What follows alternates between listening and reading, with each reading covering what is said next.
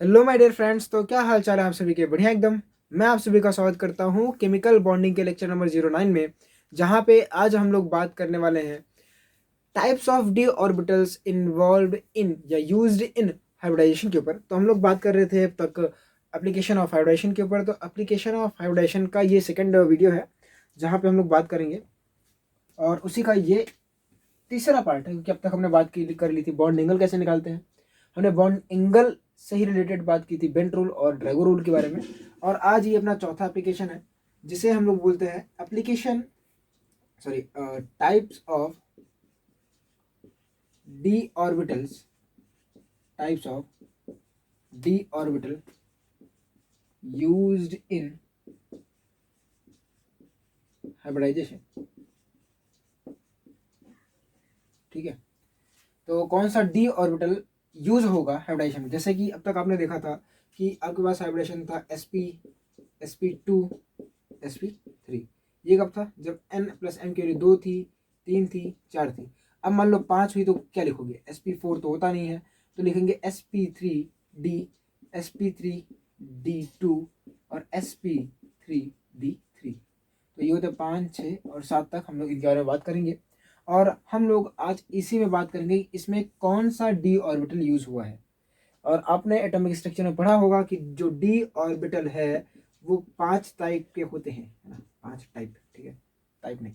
तो D orbital जो होते हैं वो कितने टाइप के होते हैं? 5 टाइप के होते हैं। कौन कौन से? आपका होता है पहला D X Y, D Y Z, D Z X, D X square minus Y square और डी जेड स्क्वायर। तो आप देखो कि जो D X Y Y Z ये सबका स्ट्रक्चर कैसे होता है। तो आपको स्ट्रक्चर मैं यहाँ पे बता दे रहा हूँ।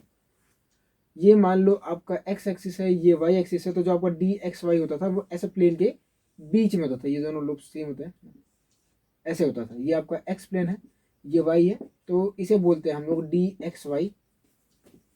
डी ऐसे बड़ा सा और एक्स वाई से छोटा सा। अगर मान लो ये आपका y है, ये आपका z है, तो आपका जो ये फिगर बनता था ऐसे, तो ये आपका जो होगा ये हो जाएगा आपका डी जेड या डी वाई जेड। और अगर यही आपका दिख रहा है, आई होप यहाँ पे दिखे, चलो थोड़ा नीचे दिखाते हैं। अगर यहाँ पे देखो, अगर मान लो मैं बोल दूं कि ये जो है ये आपका z है और ये आपका x है, तो यहाँ पे जो लोग बनेंगे इसे बोलेंगे हम लोग डी जेड एक्स। और सॉरी, ये जो आपका ऑर्बिटल है ये डी जेड एक्स होगा। D X square Y square कैसे बनता है? तो ये मैं बोलूँगा ये आपका एक्स एक्सिस है, ये वाई एक्सिस है। तो जो डी आपका जेड सॉरी डी आपका X square minus Y square है, तो वो आपका अलोंग दी एक्सिस बनता है D X square minus Y square. और ये रहा आपका डी जेड स्क्वायर, ऐसे बनता है। ठीक है, तो ये आपका डी जेड स्क्वायर है। ठीक है, तो आप समझो कि क्या होता है। तो ये स्ट्रक्चर आप पहले याद रखिएगा। देखो जुगाड़ मैं बता रहा हूँ। देखो एक्स वाई तो वो एक्स वाई प्लेन में रहेगा, वाई जेड है तो वो वाई जेड प्लेन में रहेगा, जेड एक्स है तो वो जेड एक्स प्लेन में रहेगा। ये दोनों जो है D X square minus Y square, ये दोनों पहले तो आप याद रखना कि ये होते हैं अलोंग दी एक्सिस। ठीक है, एक्सिस के अलोंग होते हैं और इनका ही यूज हम लोग पहले करते हैं। ये आपके एक्सिस के अलोंग है। देखो ना, हमको मान लो एक्सिस बनानी, तो इंटरन्यूक्लियर एक्सिस अगर मान लो ये होगी तो यहाँ पे आके आराम से फंस जाएगा। तो हम यहाँ से देखेंगे तो यहाँ पे फंसने के चांसेस कम है। ठीक है, तो ये अलोंग द एक्सिस होते हैं पहले, तो ये आपको याद रखना है। दूसरा क्या याद रखना है? दूसरा आपको याद रखना है कि ये लोग जो हैं ये आपके इन बिटवीन दी एक्सिस होते हैं। ये आपके अलोंग दी एक्सिस और ये आपके इन बिटवीन दी एक्सिस होते हैं। तो पहले हम इन्हीं ऑर्बिटल्स का यूज करेंगे। जो आपका डी जेड स्क्वायर है वो जेड में होता है, D X square minus Y square वो एक्स वाई प्लेन में होता है। तो ये आप याद रखिएगा, हम लोग इसका यूज करने वाले हैं। यहाँ पे ये आपका जेड हो जाता है। ठीक है, तो आप इसको नोट कर लो फटाफट, फिर हम इसको मिटाएंगे और आगे बात करते हैं ये क्या होता है। तो नोट हो गया। चलो अब हम बात करते हैं sp3d में कौन सा जो डी है वो यूज हो रहा है। ये क्या था?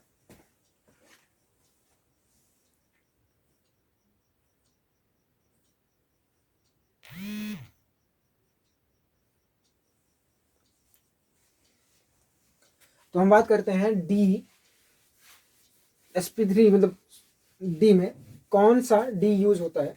तो आप हेडिंग डालते हैं, 1 मिनट मिटा दें फिर बात करते हैं।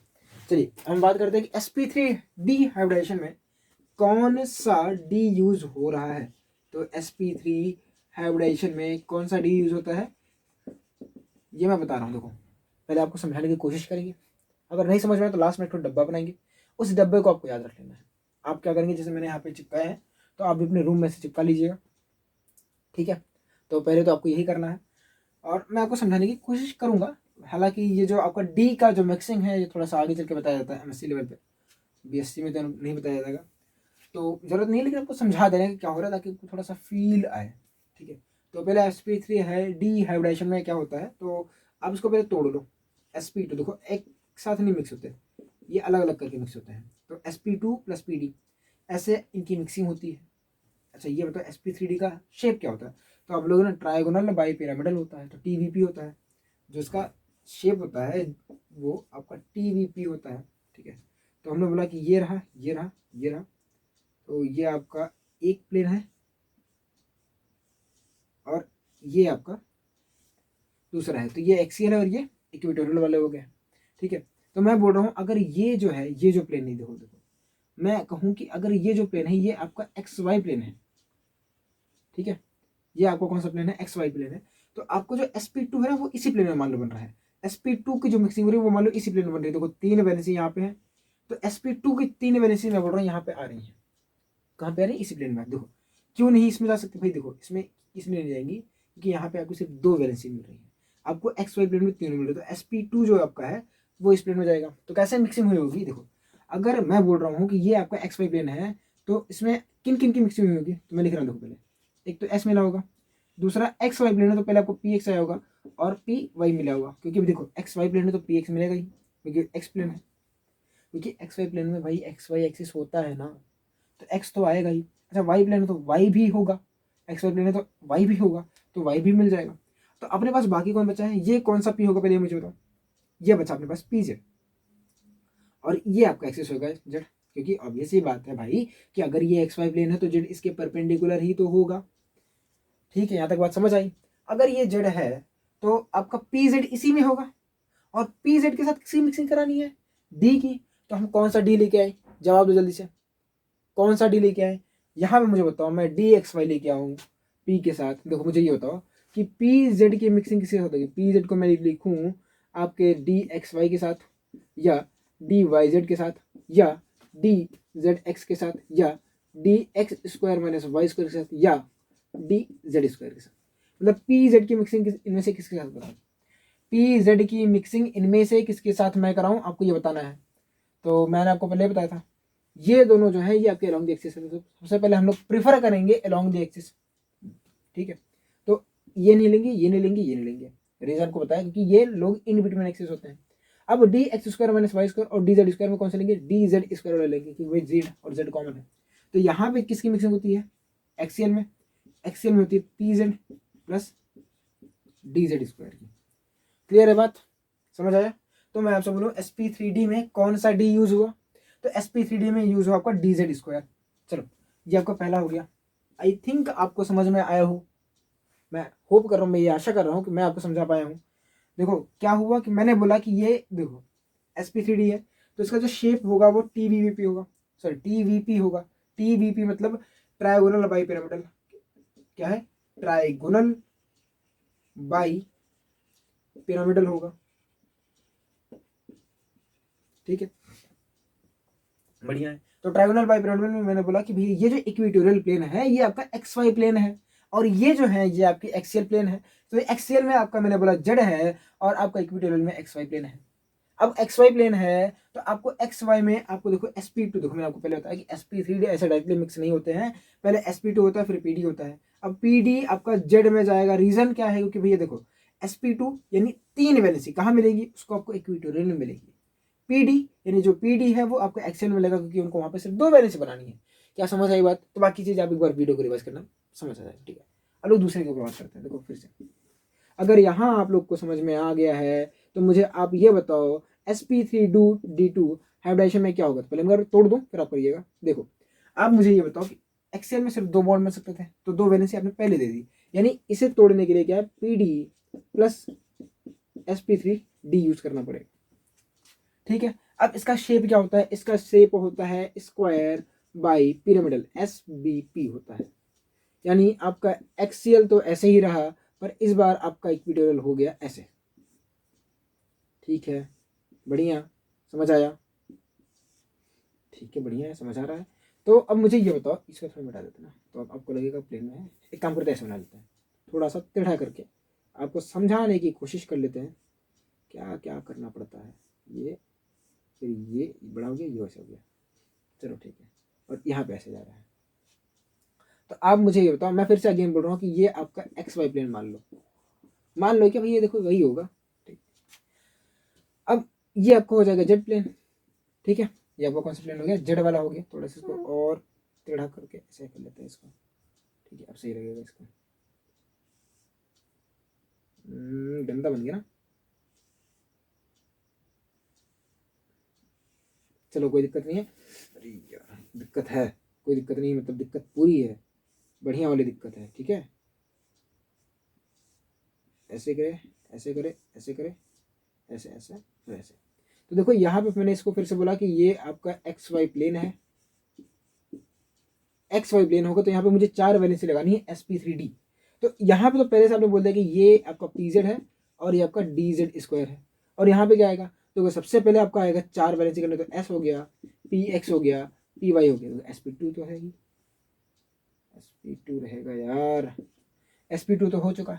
अब d कौन सा लेके आए, मुझे ये बताओ, आप कौन सा d लेके आओगे। एक्स वाई प्लेन है, आप इनमें से कौन सा d लेके आओगे, डी एक्स वाई लेके आओगे, डी वाई जेड लेके आओगे कि डी जेड एक्स लेके आओगे। तो मेरा जवाब है D X square minus Y square लेके आओगे आप, क्योंकि आपका एक्स वाई प्लेन है। और एक्स वाई प्लेन में बेस्ट फिट कौन होगा, जो आपका D X square minus Y square है। रीजन क्या है, क्योंकि D X square minus Y square आपका अलोंग द एक्सिस है, वो एक्स पे ऐसे है, वाई पे ऐसे है, इसलिए हम उसको लेके आएंगे। और यहाँ पे हमने डी में यूज किया D X square minus Y square.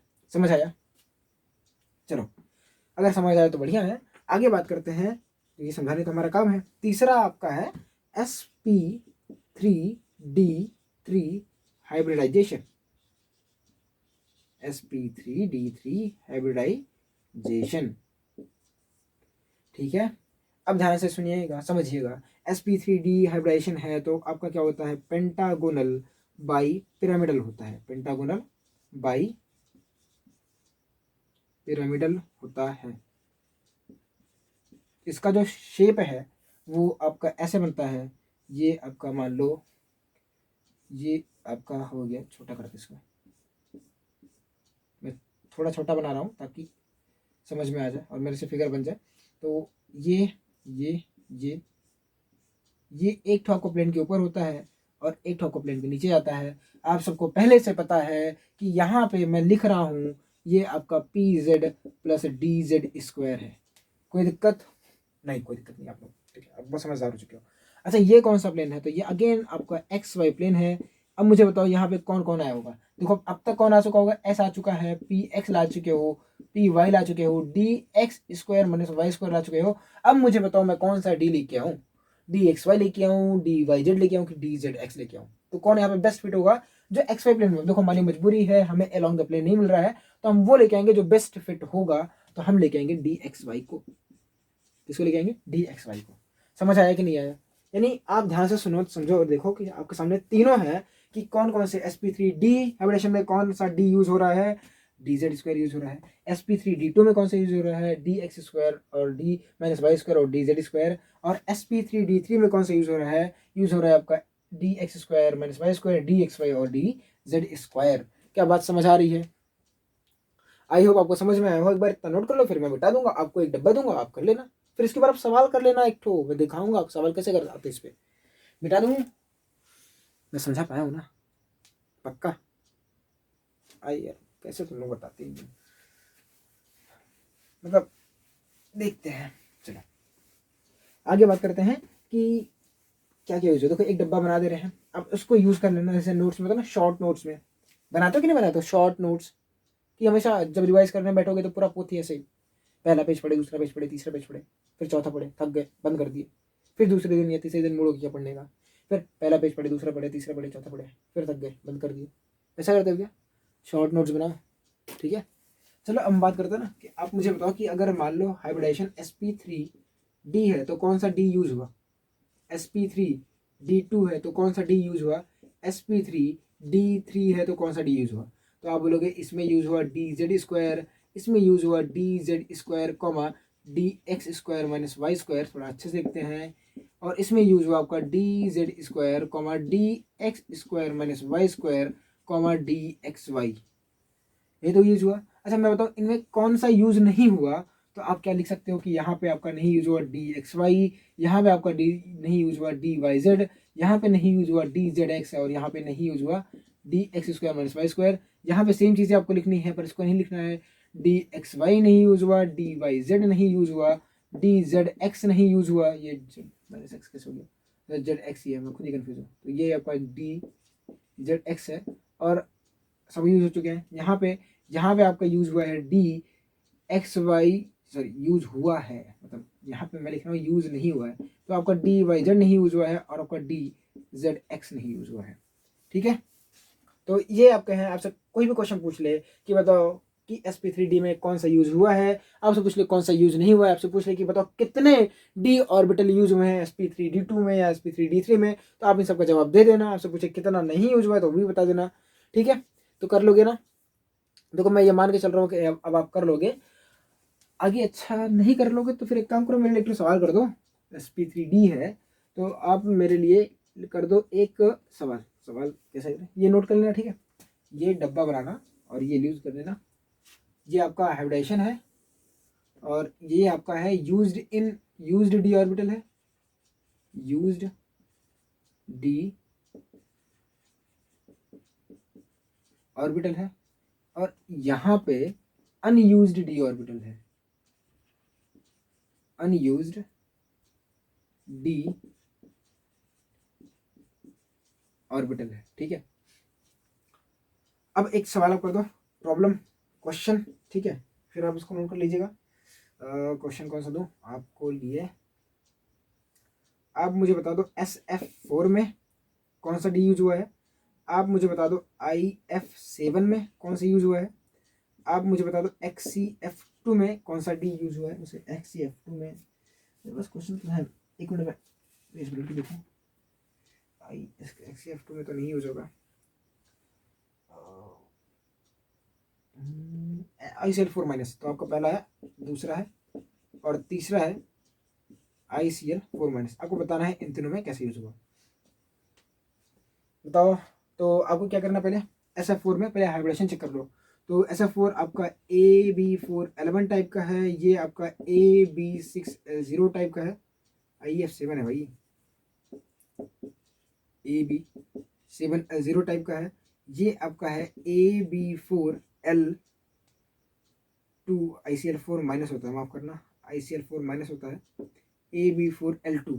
ठीक है, तो ये आपका हो जाएगा sp3d हाइब्रिडाइजेशन, ये आपका है sp3d2 3 2 5 1 6, तो sp3d होगा d3, सॉरी sp3d3 होगा, और यहाँ पे होगा sp3d2। तो आपसे पूछने बताओ इनमें से कौन सा यूज होगा, तो भैया आप बता दो।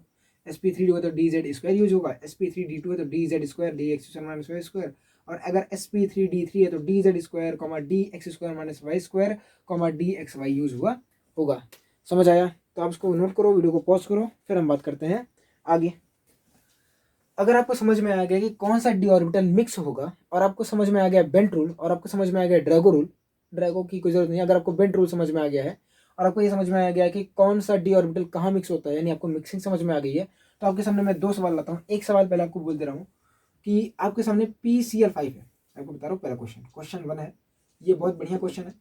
PCl5 है, PCl5 में से एक क्लोरीन हटा के आपको एक फ्लोरीन ऐड करना है। PCl5 में 5 क्लोरीन है, मैं बोल रहा हूँ एक क्लोरीन हटा के आपको एक फ्लोरीन लगाना है, यानी एक Cl को माइनस करो और उसकी जगह पे एक F रिप्लेस कर दो, मतलब 1Cl is replaced by 1Cl is replaced by F। तो क्या होगा, मतलब कहाँ लगेगा ये बताओ। तो आपको पहले बताना चाहिए कि PCl5 का स्ट्रक्चर क्या होता है। तो PCl5 का स्ट्रक्चर हमने चेकआउट किया, तो PCl5 का जो स्ट्रक्चर है, यानी ये आपका AB5L0 टाइप का है, यानी ये होगा आपका TBP। यानी अगर मैं बनाने की कोशिश करूँ तो ये आपका कुछ ऐसे जाएगा, ये आपका P होगा, ये आपका Cl होगा, ये आपका Cl होगा, ये Cl होगा, ये तीनों एक प्लेन में होंगे और एक Cl ऊपर और एक Cl नीचे होगा। अब मुझे ये बताओ कि आपको एक Cl हटाना है, कहाँ से हटाओगे? यहाँ से हटाओगे, यहाँ से हटाओगे, यहाँ से कि यहाँ से? मतलब आपके पास दो ऑप्शन है, वैसे मतलब परेशान कर रहा था कि इक्विटोरियल से हटाओगे या आप एक्सेल से हटाओगे। बस मुझे ये बता दो कौन सा Cl हटाओगे, ये वाला या ये वाला? देखो दो टाइप के Cl है, इक्विटोरियल, एक्सियल, कौन सा हटेगा? तो मैं आपसे कहूँ कि फ्लोरीन जो है वो हाई इलेक्ट्रोनेगेटिव एलिमेंट है, और जो फ्लोरीन है वो अगर आपका हाई EN एलिमेंट है, हाई EN है, तो इसे कौन पसंद होगा? इसे P पसंद होगा कि इसे P पसंद नहीं होगा? अगर हाई EN एलिमेंट है तो इसे कौन पसंद होगा? P कि P नहीं पसंद होगा? ये बताओ पहले मुझे। हाई EN एलिमेंट को कौन पसंद नहीं होगा? P पसंद होगा कि P नहीं पसंद होगा?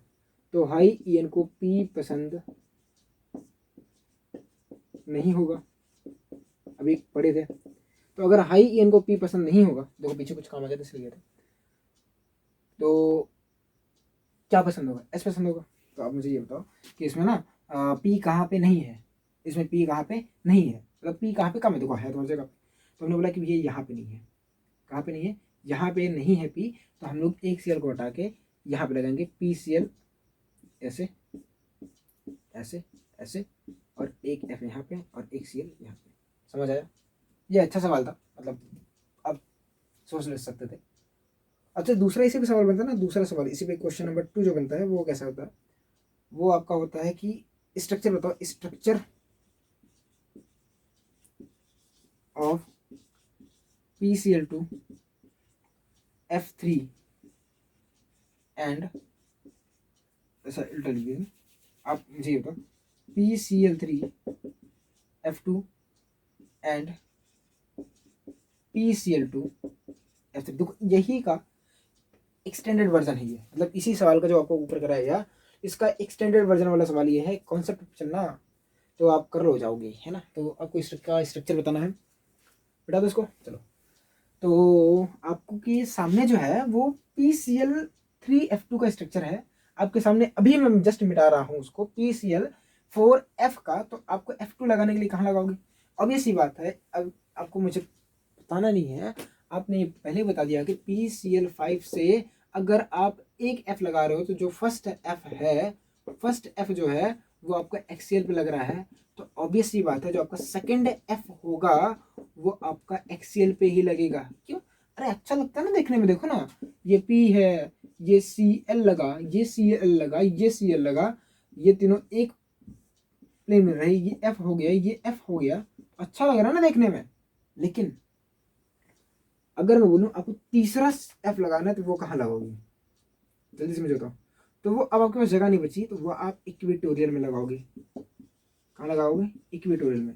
तो इसका जो स्ट्रक्चर होगा PCl2F3 का, वो होता है P, यहाँ पे एक F लगा दिए, यहाँ पे एक Cl, यहाँ पे एक Cl, यहाँ पे एक F, यहाँ पे एक F। ये आपका होता है PCl3F2 का स्ट्रक्चर। PCl3F2 का स्ट्रक्चर ये है। PCl3 सॉरी गलती, PCl2F3 का स्ट्रक्चर ये है, और PCl3F2 का स्ट्रक्चर ये है। ये रहा PCl2F3 और ये रहा PCl3F2 का स्ट्रक्चर। आप ध्यान से देखो, इसमें भावनाओं में मत बहिएगा। आप में से क्या करते हो, काफी लोग सोचते ना कि इसका स्ट्रक्चर ये हो जाएगा क्योंकि सिमेट्री है, देखने में अच्छा लगेगा। भाई देखने में अच्छा लग रहा है, कोई दिक्कत नहीं है, पर ये नहीं है कि जो देखने में अच्छा हो वो सच्चा हो, है ना? क्या बढ़िया है ना, कोई जो देखने में अच्छा हो वो सच्चा हो। हाँ ये तो रही पड़ रहा था, तो मतलब छोड़िए यार वो सब बातें। तो ये स्ट्रक्चर गलत है, ठीक है?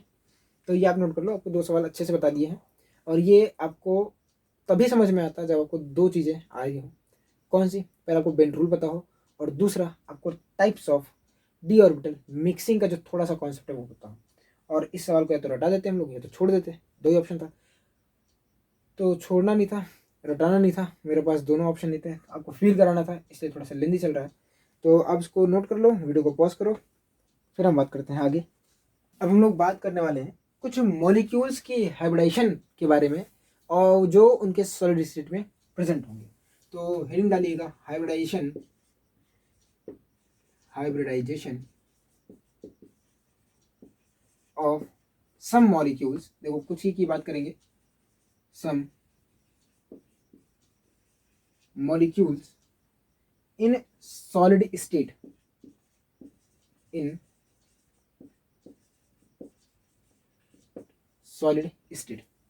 जैसे कि पहला एक एनसीईआरटी ने आपको दिया है, ठीक है, एनसीईआरटी लिखना था, एनसीईआरटी ने दिया है कौन सा है आपको, PCl5 सॉलिड है। इसके बारे में तो बात करेंगे। इन्हीं के साथ साथ में जो आपको नहीं पढ़ा दिया गया उसके बारे में बात कर लेंगे, जैसे कि PBr5 के बारे में बात कर लेंगे, N2O4 के बारे में बात कर लेंगे, N2O5 के बारे में बात कर लेंगे, XC पांचवा आपका है XeF6 के बारे में बात कर लेंगे, XeF6 के बारे में बात कर लेंगे। तो इन सब के बारे में बात करेंगे। तो पहले तो ये आपका ना थोड़ा सा थियोरिटिकल पोर्शन है, मैं आपको चीज़ें लिख दे रहा हूँ, आप समझिएगा। देखो PCl5 एग्जिस्ट करता है PCl4 प्लस में PCl6 माइनस के फॉर्म में, ठीक है, ये क्रिस्टलाइन के फॉर्म में ऐसे एग्जिस्ट करता है। ये आपको एग्जिस्ट करता है PBr4 प्लस में Br माइनस के फॉर्म में। देखो PBr6 माइनस एग्जिस्ट नहीं करता, डज नॉट एग्जिस्ट, ये एग्जिस्ट नहीं करता, does not exist due to steric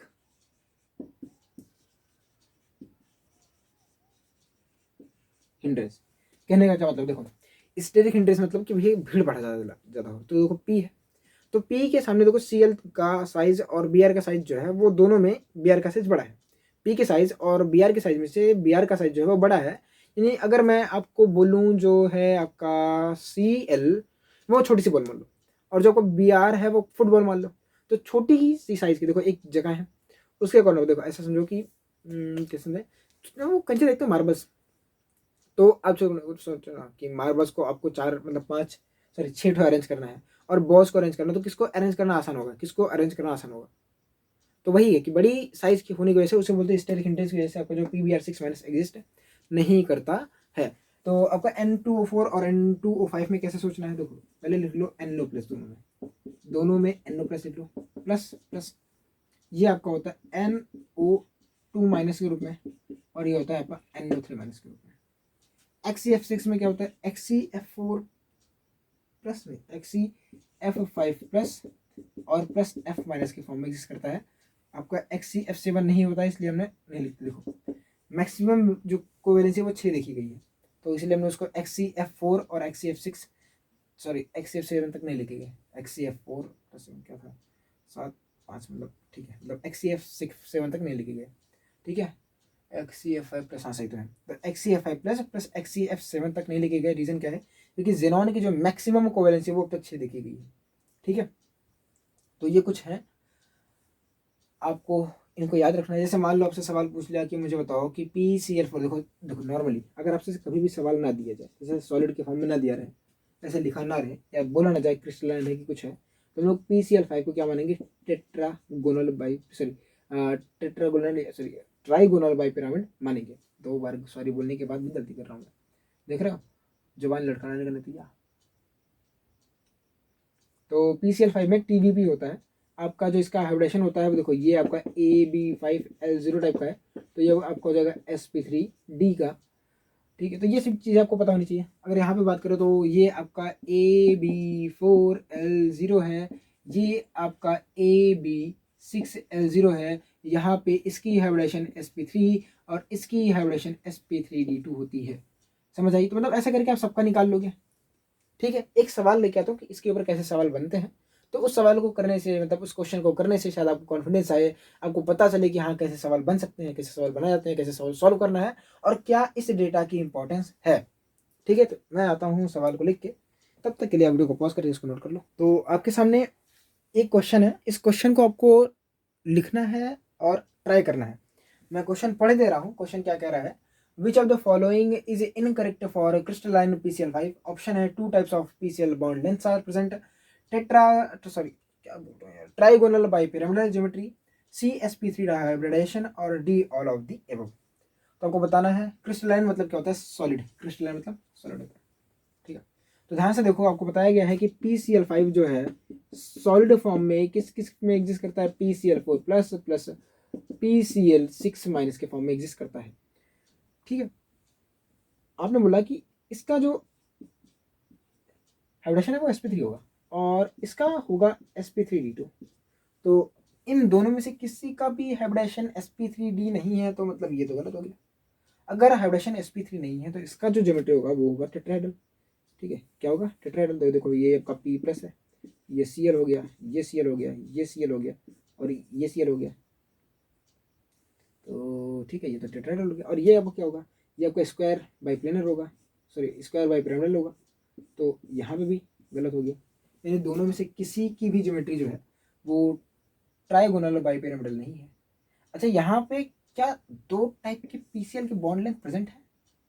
देखो देखो, ये आपका ना मल्टीपल चॉइस मतलब में मोर देन वन हो सकता है। तो क्या ये हो सकता है? तो देखो ध्यान से कि यहाँ पे आपको लिखाया गया है कि SBP में जो बॉन्ड लेंथ है वो एक ही टाइप की होती है, ए इक्वल टू, आपको बताया गया था एक्सियल इक्वल टू इक्वेटोरियल बताया गया था, यानी ये भी गलत है, यानी तीनों गलत है। तो आपका ऑप्शन क्या हो जाएगा, डी सही हो जाएगा, ठीक है। तो आपको शायद समझ में आया होगा कि कैसे आपसे सवाल पूछे जाते हैं, कैसे आपको किसी सॉलिड मॉलिक्यूल के हाइब्रिडेशन की बात करनी है। आपको मैंने कुछ के बारे में बताया, तो कुछ ही सवाल में पूछे जाएंगे जो आपको लिखाए गए हैं उन्हीं से पूछा जाएगा। आपको सवाल पढ़ते टाइम को थोड़ा ध्यान रखना है कि आपसे क्रिस्टलाइन वर्ड पे ध्यान देना है, वरना आप ना क्रिस्टलाइन वर्ड पर ध्यान नहीं देते हो, आपको PCl5 दिखता है और आप आंसर उस के हिसाब से टिक करके आते हो, आपको आता हुआ रहेगा तो भी आप गलत कर दोगे। तो मेरी ये आपसे रिक्वेस्ट है कि कभी भी आप पेपर में बैठो तो अपने दिमाग को थोड़ा सा शांत करके बैठो, सवाल को बढ़िया से पढ़ो, आधा सवाल पढ़ के कभी भी जवाब मत देना, ठीक है। तो आप इसको नोट कर लो, फिर नोट करने के बाद हम बात करते हैं आगे इसके और एप्लीकेशन के बारे में। अब हम लोग बात करने वाले हैं अगले एप्लीकेशन के बारे में, और यहाँ से हमको पता चलता है कि कौन से मॉलिक्यूल एग्जिस्ट करेंगे और कौन से नहीं है। तो हेडिंग डालिएगा, existing and non existing species, existing species. देखो कौन सा मॉलिक्यूल एग्जिस्ट करेगा और कौन सा नहीं करेगा। देखो कौन सा एग्जिस्ट करेगा वो तो हमको पता रहता है, और कौन सा एग्जिस्ट नहीं करेगा वही, वो कुछ भी ले लो आप, CH4 के बाद ले लो CH5, CH6, CH7, CH10, तो कुछ भी ले लो। तो रीज़न क्या है नॉन एग्जिस्टेंस का, तो मैं आपको कुछ रीज़न बता दे रहा हूँ।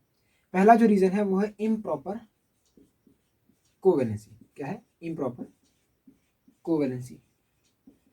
दूसरा आपको बताया गया था आज ही की क्लास में, आपको बताया जा चुका है, वो है आपका स्टेरिक हिंड्रेंस। क्या बताया गया है? Steric hindrance. अरे यार देखो, स्पेलिंग स्पेलिंग में जाना। और आपका तीसरा जो मुझे आपको समझाना पड़ेगा, देखो ये दोनों के आपको बता उठे हैं, लेकिन आज करा देंगे एक्स्ट्रा बना के हिडन वैल्यू के।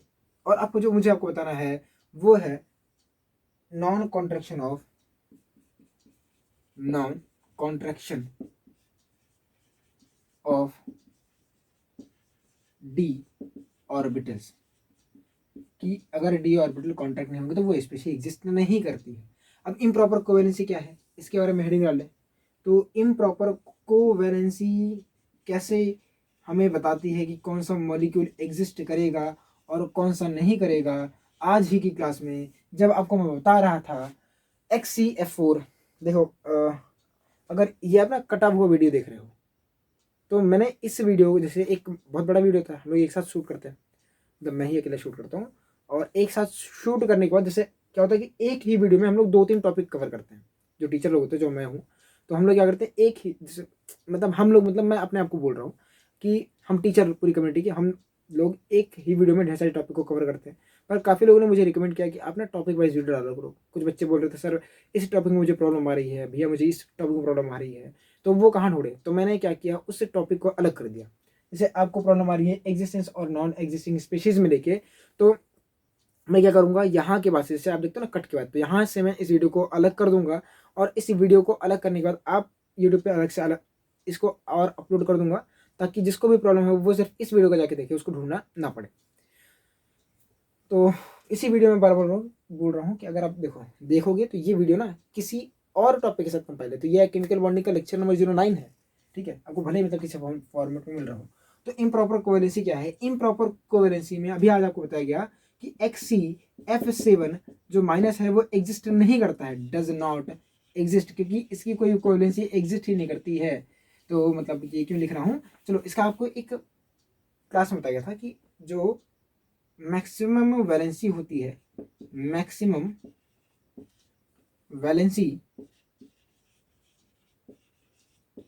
Of second period element, second period element is 4। यानी जो सेकेंड पीरियड का एलिमेंट है उसकी मैक्सिमम जो कोवेलेंसी है वो कितनी होती है? उसकी होती है 4। अब इनमें से कौन सा एग्जिस्ट करेगा और कौन सा नहीं करेगा इसके बारे में बात कर लेते हैं। जैसे कि अगर हम बात करें एग्जिस्टिंग के बारे में, तो एग्जिस्टिंग स्पीशी कौन सी होगी और नॉन एग्जिस्टिंग कौन सी होगी, तो इसके बारे में जैसे कि अगर मैं आपसे बोलूँ क्या CCl4 एग्जिस्ट करेगा, तो हाँ करेगा। क्या CCl6 माइनस एग्जिस्ट करेगा, तो आप बोलोगे नहीं करेगा। क्या NCl3 एग्जिस्ट करेगा? करेगा। क्या NCl5 एग्जिस्ट करेगा? नहीं करेगा। अगला अगला अगला कौन सा हो सकता है आपका? BF4 माइनस आपका एग्जिस्ट करता है, पर आपका BF6 माइनस जो है वो एग्जिस्ट नहीं करता है। आपका जो ClF3 है, देखो ClF3 वो एग्जिस्ट करता है, पर FCl3 एग्जिस्ट नहीं करता। तो ऐसे आप कुछ भी लिख लेना, हिसाब से पूछ लेगा कि कौन सा एग्जिस्ट करता है कौन सा नहीं करता है, तो आप पहले देखना कि वो कौन सी पीरियड का एलिमेंट है। जैसे आपसे बोलते हैं कि बताओ FCl3 एग्जिस्ट करता है, तो बोलना नहीं करता भाई, उसकी औकात ही नहीं है, वो मैक्सिमम सिर्फ एक बॉन्ड बना सकता है। क्लोरीन मैक्सिमम कितने बॉन्ड बना सकता है? एक। हाँ, थर्ड पीरियड वाले बना देते हैं, उनके पास है, वो एक्सपेंड कर सकते हैं अपने ऑप्शन को, ठीक है। तो ये आपके कुछ है, और एक शायद और लिख के रहा था, कौन सा, चलो ये होता है ना, एक होता है आपका SO2 एग्जिस्ट करता है, ऐसे लिखो ना, ऐसे लिखो कि आपका SF6 एग्जिस्ट करता है, पर OF6 एग्जिस्ट नहीं करता है, आपका सिर्फ और सिर्फ OF2 एग्जिस्ट करता है, ठीक है। तो ये आपका हो जाएगा एग्जिस्टेंस और नॉन एग्जिस्टेंस के ऊपर, कि कौन सा मॉलिक्यूल एग्जिस्ट कर रहा है कौन सा मॉलिक्यूल एग्जिस्ट नहीं कर रहा है, ठीक है। तो आप एक काम करो, इसको नोट कर लो, फिर हम बात करते हैं स्टेरिक हिंड्रेंस के ऊपर, मतलब अलग से इसके बारे में बात करते हैं। स्टेरिक हिंड्रेंस वाला लिख लो, ऐसे हेडिंग डालो अगला, स्टेरिक हिंड्रेंस। फिर आते हैं जो आपको मुझे समझाना है। स्टेरिक हिंड्रेंस आप हेडिंग डाल दो, स्टेरिक हिंड्रेंस। तो स्टेरिक हिंड्रेंस अगला है आपका, दूसरा है स्टेरिक हिंड्रेंस। यानी अगर भीड़ भाड़ हो गई सेंट्रल एटम के अराउंड, तो वो एग्जिस्ट नहीं करता। तो इनमें से एग्जिस्टिंग कौन से हैं, ये लिखा दे रहा हूँ, एग्जिस्टिंग कौन से होंगे भाई, एक्सप्लेन भी करूंगा लेकिन लिख लो साथ में, और नॉन एग्जिस्टिंग कौन कौन से होंगे। तो जैसे आपका एग्जिस्टिंग में आपका XgF2 होता है, वो एग्जिस्ट करता है, पर लिखना, तो आपका है SiF6 जो है वो 2 माइनस एग्जिस्ट करता है, पर आपका SiCl6 2 माइनस एग्जिस्ट नहीं करता। क्योंकि देखो रीजन क्या है, क्योंकि देखो सेम तो है पर Cl का साइज बड़ा हो चुका है और इसलिए एग्जिस्ट नहीं करेगा। आपको रीजन बताया गया था ना कि भैया एक स्फीयर के चारों तरफ या एक पॉइंट के चारों तरफ आपको बॉल अरेंज करना आसान है, पर फुटबॉल को अरेंज करना मुश्किल है ना। तो मतलब वही चीज़ें आपको समझा रहा हूँ मैं। अगला आपका जो है वो PCl6 माइनस तो एग्जिस्ट करता है, पर आपको ना अभी बताया गया था PBr6 माइनस एग्जिस्ट नहीं करता है। आपका IF7 तो एग्जिस्ट करता है, पर ICl7 एग्जिस्ट नहीं करता है। तो ये आपके स्टेरिक हिंड्रेंस की वजह से होती है। स्टेरिक हिंड्रेंस मतलब क्या होता है? भीड़ भाड़। अरे भाड़ क्या होता है आपका? भीड़ भाड़। तो आप देखो ना, जैसे कि मान लो ये कार्बन था, तो कार्बन के सामने ना ऐसे आपने मान लो कोई एक स्पीशीज है, जैसे आप मान लो PCl था, तो P था और आपने इसके सामने ऐसे छेड़ अरेंज करने की कोशिश की, तो ये ऐसे ये ऐसे ये ऐसे ये ऐसे और ये एग्जिस्ट कर चुके हैं। अब ध्यान से देखना कि यहाँ पे आपने ये छोटे छोटे लगा दिए, ऐसे छोटे छोटे, ये लगा ये लगा ये लगा ये लगा ये लगा, तो यहाँ पे इनके बीच में रिपल्शन थोड़ा कम हुआ। पर आप ध्यान से देखो, अगर मैं यही पी लूँ और यहाँ पे ऐसे करने के बाद अरेंज करने की कोशिश करूँ, एक बड़ी बॉल, दो बड़ी बॉल, तीन बड़ी बॉल, चार के बाद पांचवी कहाँ लेके जाऊँगा? कहीं और। मान लो एक बार के लिए बन गया, तो भाई ये बहुत अनस्टेबल होगा।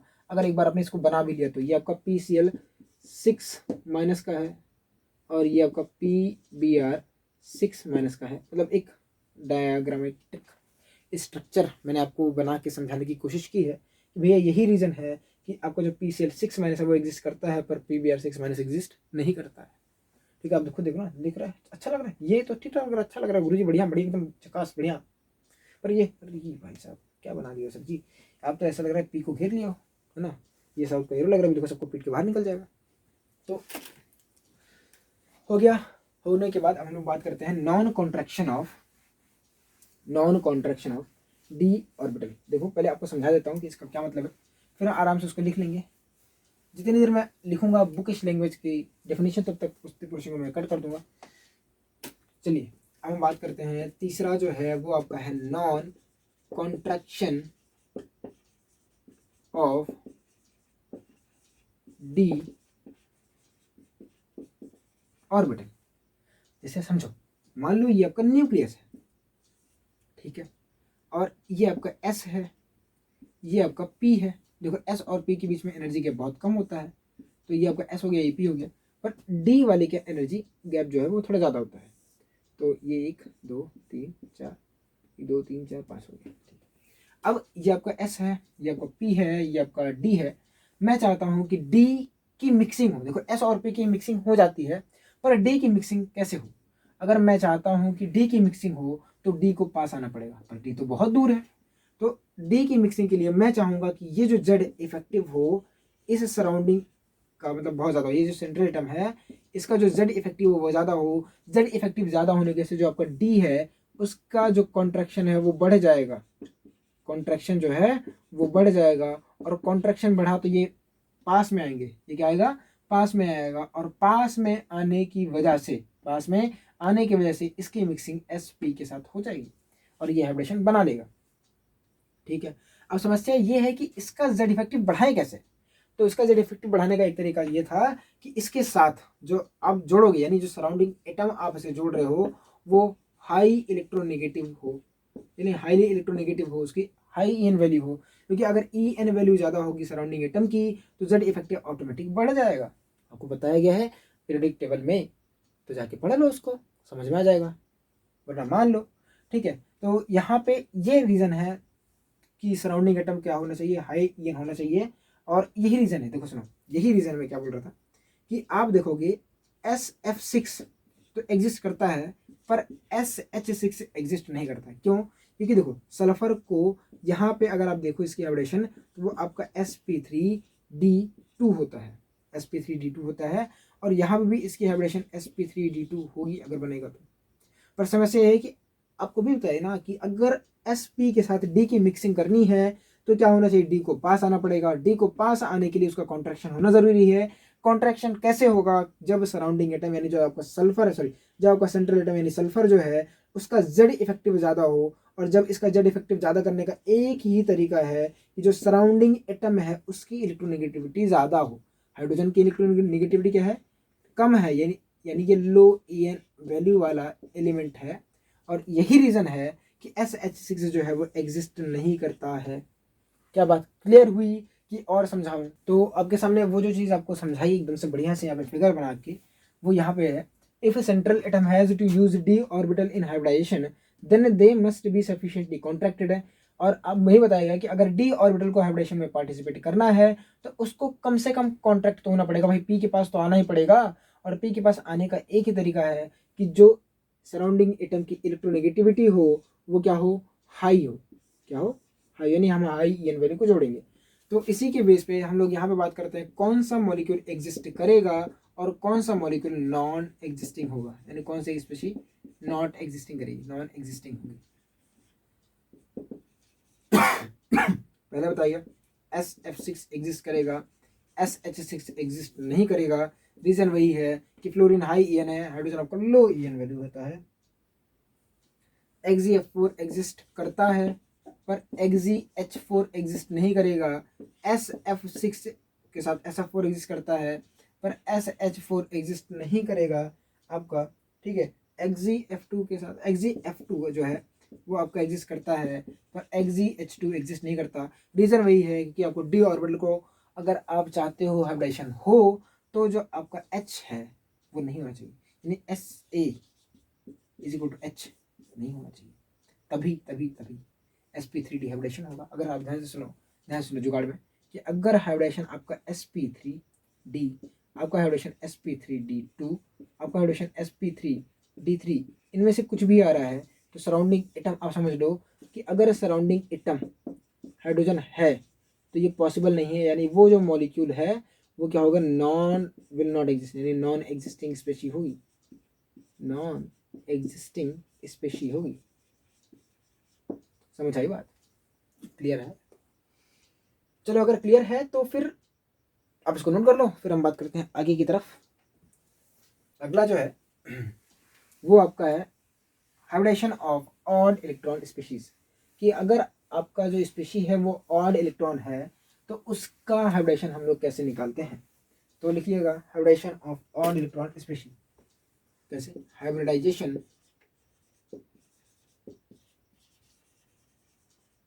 इन ऑड इलेक्ट्रॉन स्पीशीज। जैसे जैसे जैसे आपका हो गया कौन सा, CH3, कौन हो गया, CH3, तो यहाँ पे आपका सिर्फ एक रहेगा CF3। देखो इसको आप पढ़ाया जाएगा ना, कहाँ पे GOC में ऑर्गेनिक केमिस्ट्री में। आपका ClO3 हो गया, यहाँ पे भी है आपका NO2 हो गया, क्योंकि इसमें एक चीज मैं छोड़ दिया हूँ, कोई दिक्कत नहीं है, मतलब एक सवाल था बॉन्ड एंगल का चलो उसको हम डिस्कस कर लेंगे नेक्स्ट वीडियो में, आज तो रहने देते हैं, ठीक है। तो चलिए हम बात करते हैं इसके ऊपर। तो यहाँ पे आपसे पूछा जाए कि इसका हाइब्रिडेशन क्या होगा, तो मैं पहले बताता हूँ। इसका जो हाइब्रिडेशन है वो sp2 होगा, पर इसका जो हाइब्रिडेशन है वो sp3 होगा, और इसका भी sp3 होगा, और इसका जो है वो आपका sp2 होगा, ठीक है। तो कैसे, देखो अब देखो मैं जुगाड़ बता रहा हूँ। अगर सराउंडिंग एटम आपका हाइड्रोजन है तो जो ये एक आंख वाले दानों हैं इनको आप हाइब्रिडेशन में काउंट मत करना, तो लोन पेयर यानी हाफ लोन पेयर, तो lone pair will not be included in hybridization, ये ना हाइब्रिडाइजेशन, कि अगर आपका लोन पेयर प्रेजेंट है, ठीक है, तो ऑड इलेक्ट्रॉन स्पेशी में अगर ऑर्बिटल में ऑड इलेक्ट्रॉन स्पेशी है, ऑड इलेक्ट्रॉन है, तो हाइब्रिडेशन में तभी आप लोन पेयर को काउंट करना जब आपका सराउंडिंग एटम हाइड्रोजन नहीं हो, जब आपका सराउंडिंग एटम हाइड्रोजन नहीं हो तभी आप काउंट करिएगा। तो यहाँ पे हम लोगों ने बात कर ली है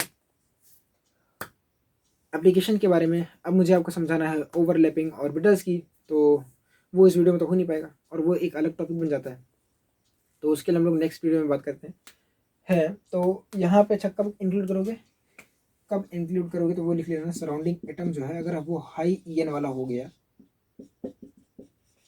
तो आपका जो लोन पेयर है, lone pair will be included in hybridisation.